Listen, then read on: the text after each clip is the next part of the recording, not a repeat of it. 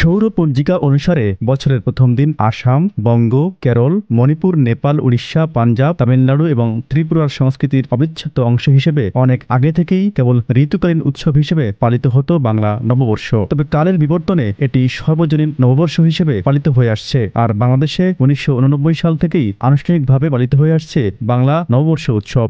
সে সময় ঢাকা বিশ্ববিদ্যালয়ের চারুকলা অনুষদের আয়োজনে এই অনুষ্ঠানের নাম ছিল বর্ষবরণ আনন্দ শোভাযাত্রা। সে সময় সকল ধর্ম, বর্ণ ও শ্রেণী পেশার মানুষ এই অনুষ্ঠানে যোগ দিত। তবে ধীরে ধীরে এর মধ্যে প্রবেশ করে রাজনীতি। আনন্দ শোভাযাত্রা নাম পাল্টে হয়ে যায় মঙ্গল শোভাযাত্রা। ২০১৬ সালে যাকে বিশ্ব ঐতিহ্যের স্বীকৃতিও দেয় ইউনেস্কো।